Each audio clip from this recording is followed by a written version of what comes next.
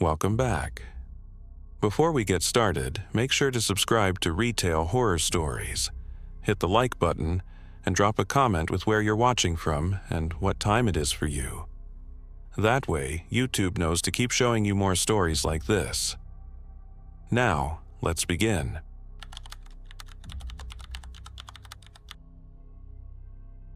The Blockbuster was silent, except for the hum of the lights and the faint buzz of the old neon sign in the window. Tyler worked the late shift alone, as usual. It was a quiet job. Mop the floors, restock the shelves, count the till. Easy, until something clattered in the return slot. He frowned. No one was outside. The street was empty. He walked to the bin and found a single VHS tape. No label, no barcode, just black plastic and dust. Across it, written in faint silver Sharpie, were two words: "Play me." Tyler laughed nervously. Probably a prank. Still, curiosity got the better of him. He slid the tape into the store's test VCR and hit play. The TV flickered, and static gave way to a familiar sight, the Blockbuster itself. The same shelves, same counter, same clock. Then he froze. The timestamp showed 11:43 p.m. tonight. The footage showed him. Tyler watched himself on the screen, wiping the counter. Exactly what he'd been doing moments ago. The version of him on screen looked up, frowned, and walked toward the front door. He mouthed something like, "Can I help you?" though no one was visible outside. The door on the tape opened. A tall, distorted figure stepped in, its head tilted, limbs flickering through the static. The image warped, then cut to black. "Okay, no," Tyler muttered, reaching to eject the tape. But the VCR wouldn't respond. The light blinked red, jammed. Then, from the front of the store came the metallic clang of the return slot. Another tape fell through, landing at his feet. This one had a label. White, smudged, it read, "Returned." He didn't touch it. The TV came back on by itself, showing the same front door from a camera angle that didn't exist. On screen, Tyler saw the back of his own head, standing just as he was now. Something moved behind him in the reflection of the glass door. He spun around. Nothing. But when he turned back to the screen, the version of him on the tape turned too, looking directly at the camera, mouth opening impossibly wide as the speakers screamed with the sound of rewinding tape. The timestamp changed to 11:44 p.m., 1 minute ahead.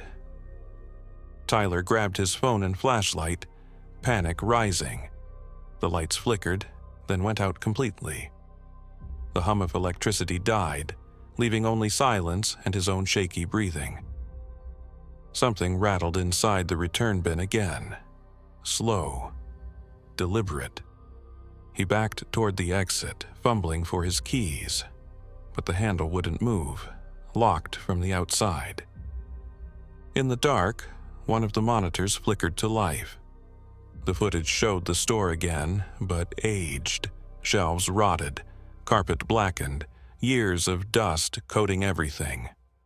The camera panned to the counter, revealing a body slumped behind it in a Blockbuster polo. The name tag read Tyler. The VCR whirred once more, and finally ejected the tape.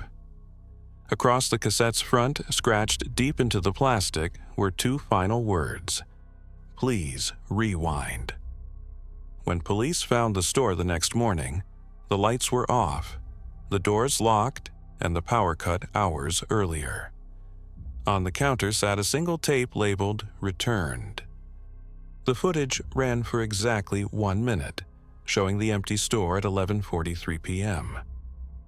Just before it ended, a man in a Blockbuster uniform stepped into frame, turned toward the camera, and froze mid-smile.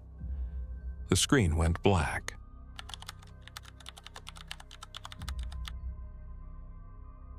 The Blockbuster on Maple Street had been on life support for years. Faded posters clung to the windows. The "Now Renting" sign flickered erratically, and only 2 employees worked there anymore, Jasmine and her manager, Phil. It was a slow Tuesday evening when Jasmine noticed the name. She was cleaning out the database, deleting inactive memberships, when she spotted an account last used in 1999. Name: Daniel Hargrove. Address: 214 Cedar Lane. Late fees: $48.72 for The Sixth Sense and the Blair Witch Project. She chuckled and called out, "Hey, Phil, this guy's still got overdue tapes from before Y2K." Phil looked up from his paperwork. Weird. The system shouldn't even have that old data. Just delete it. But when she clicked Remove, the screen froze, then refreshed, and the name reappeared with a new timestamp. Last rental, 8:12 p.m. Today. Jasmine frowned. Did someone check this out under his name? Phil shook his head. No one's been in for an hour. Probably a system glitch. She turned toward the front counter where the old scanners and VCRs sat. The drawer where returned movies were placed creaked open slightly. Inside, sitting on top of the pile, was a single VHS with no barcode. Its faded label read, "The Sixth Sense." Her stomach turned. She flipped the case over. No signs of wear, no dust, like it had just come from the shelves. But they hadn't carried that title in over a decade. Phil joined her at the counter. That's weird. The computer beeped again. Another rental had appeared on the same account. Title: The Ring. Time: 8:17 p.m. Jasmine looked around. "Phil, are you doing this?" But Phil was staring at the monitor, his expression blank. "No, look." He pointed to the screen. The system now showed returned. A sudden clang came from the return slot by the door. Jasmine flinched. She turned slowly and saw another tape lying on the floor. This one was completely blank except for a handwritten label. "Play me." Phil sighed. Nope, I'm not playing anything labeled like that." But Jasmine, half joking and half curious, slid it into the store's old test VCR. The TV fuzzed, then focused on a grainy image of the Blockbuster's interior. This same store, but older. The shelves were full, the lights bright, and the sign in the corner still read, "New Releases." A man stood at the counter smiling faintly as he rented a movie. The camera angle came from the store's old security feed. The name on his receipt, Daniel Hargrove. Jasmine's breath hitched. Then the video glitched. The same man appeared again, this time in the same position but older, gray hair, hollow eyes, still standing at the counter. Behind him, the store around him looked darker, dustier, almost identical to how it looked now. And then, through the static, he turned toward the camera. "Do you still have my membership?" he whispered. The tape cut to black. Phil yanked the cord out of the VCR, but the screen stayed on. The words "rewinding" flashed across it over and over. The lights flickered. From the front of the store came the faint jingle of the glass door opening, but the door hadn't moved. On the computer, the account updated one last time. Returned all titles. Account settled. Then the screen went blank. Phil turned to say something, but Jasmine was staring past him. At the end of the aisle, just beyond the horror section, stood a man in a faded blue jacket. His Blockbuster membership card hung from a lanyard around his neck. His skin was pale, his eyes dark, and in his hand he held a VHS case labeled The Sixth Sense. Before either of them could move, The store lights went out completely. The next morning, police found the store unlocked but untouched. The register still full, the lights humming again. On the counter sat 2 tapes, The Sixth Sense and The Ring. Both rewound perfectly. The old computer screen glowed faintly with a single customer record. Member, Daniel Hargrove. Status, active. Last visit, October 15th, 2025.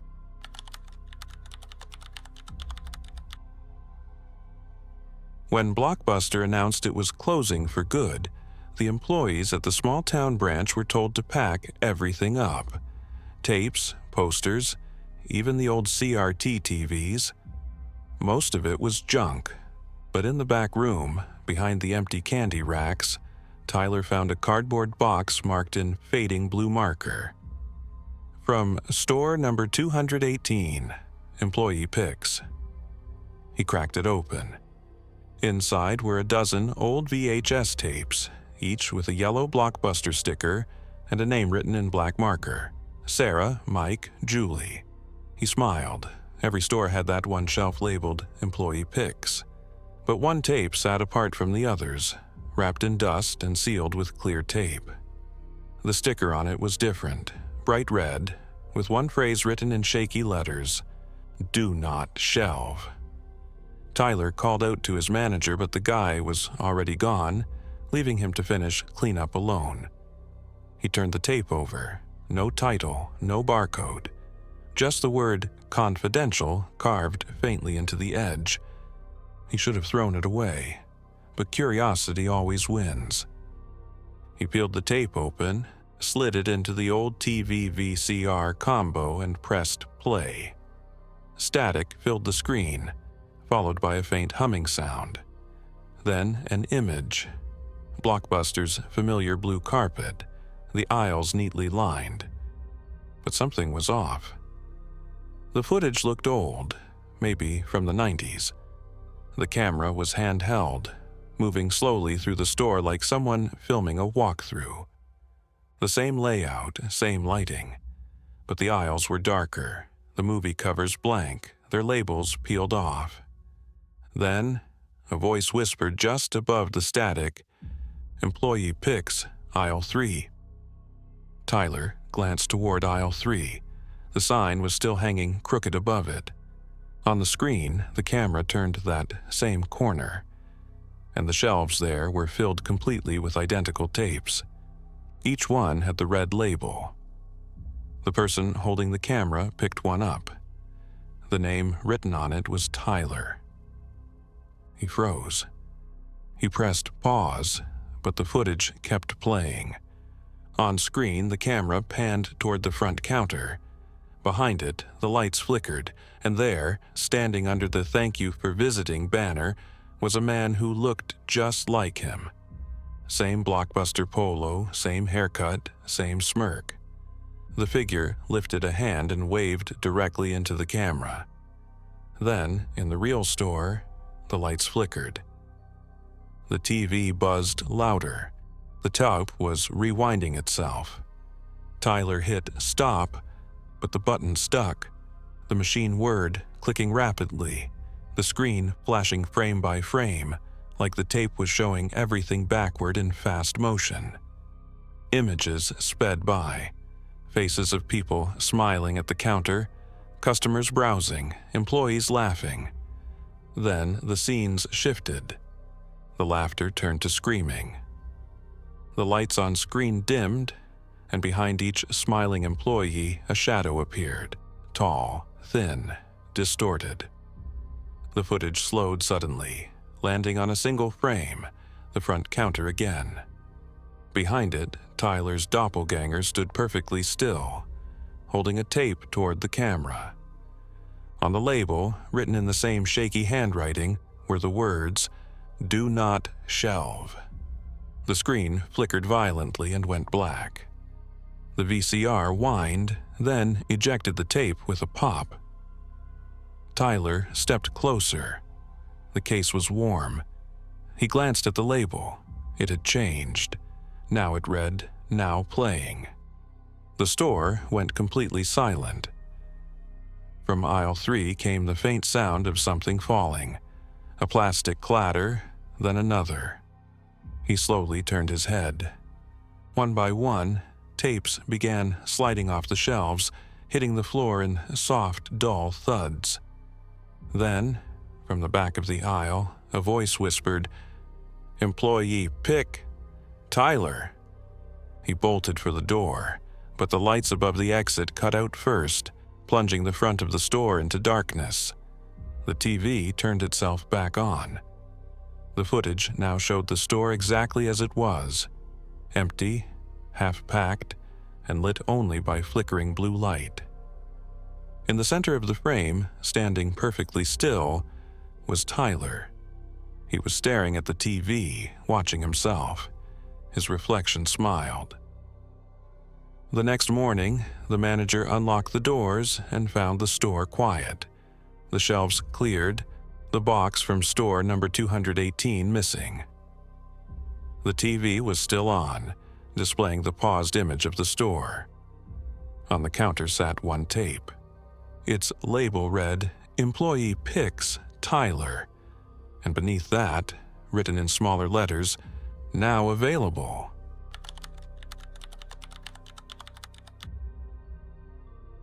The Blockbuster on Willow Creek Road was closing for good in 3 days. The signs were already stripped from the windows, the carpets rolled up, and half the shelves stood bare. Only the night clerk, Evan Morales, remained to finish inventory and lock up. It was quiet work, mind-numbingly so. The hum of the lights, the faint smell of old plastic and popcorn butter, the click of the air vent above. Then, at 11:07 p.m., something clattered in the metal return slot. Evan looked up.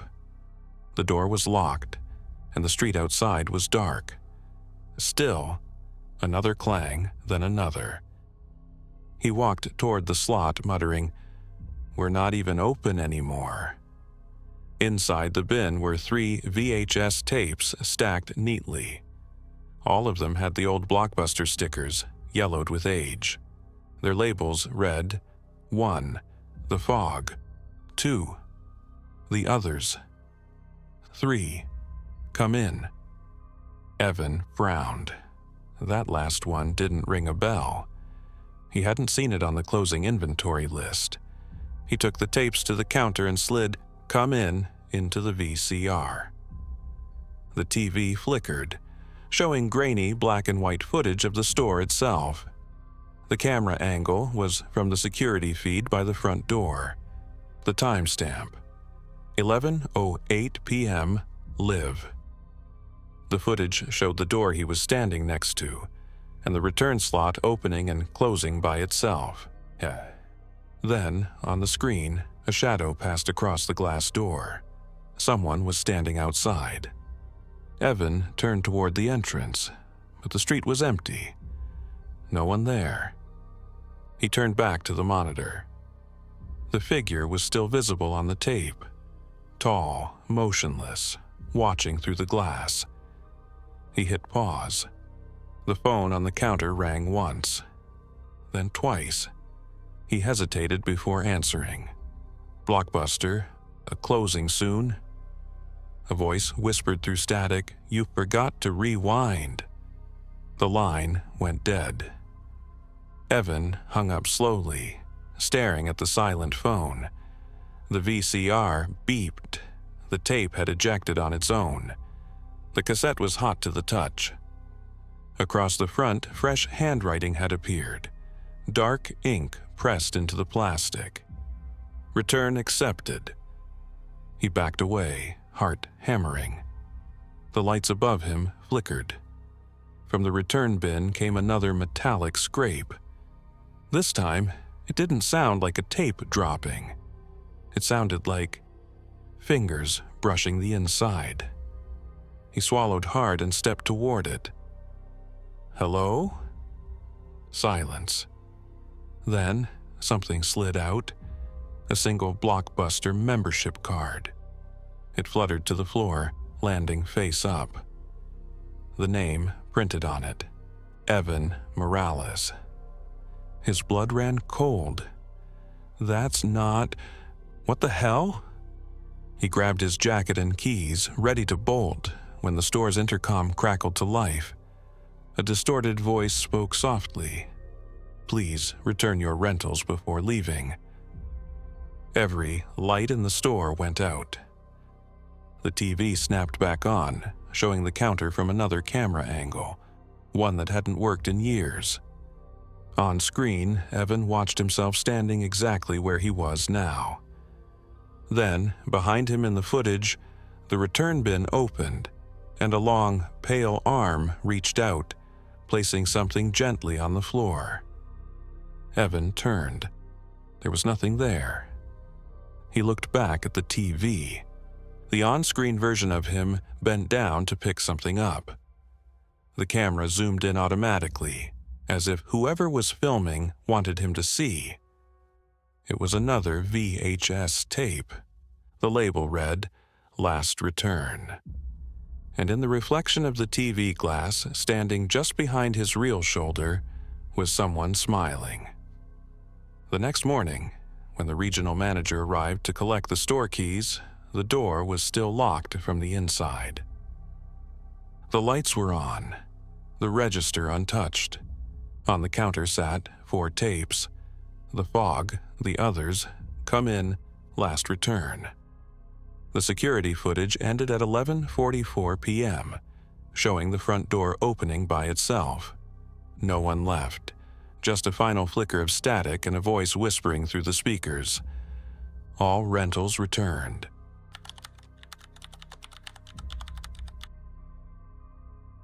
For most teens, a Saturday night meant parties or video games. For Joik, Marcus, Leo, Dylan, and Evan, it meant trespassing. They weren't criminals, just bored. And the old Blockbuster on Miller Avenue had been abandoned for years, sealed up like a time capsule. "Come on," Jake said, grinning as he pushed the cracked glass door. One quick explore. In and out.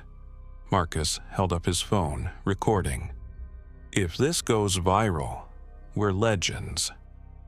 The inside smelled like dust and mold. The shelves were still there, the carpet stained and torn. Above the counter, the faded sign still read, "Be kind, rewind." "Creepy as hell," Leo muttered. "Feels like it's waiting for us." Evan kicked a fallen VHS case. It skidded across the floor. "Man, my dad used to rent here. Said this place shut down overnight, no warning." Dylan chuckled. "Guess they forgot to return something." They split up, filming separate parts of the store. Their flashlights caught glimpses of old posters and cobwebs, a soda cup fossilized on the floor. Marcus called out, "Yo, come look at this."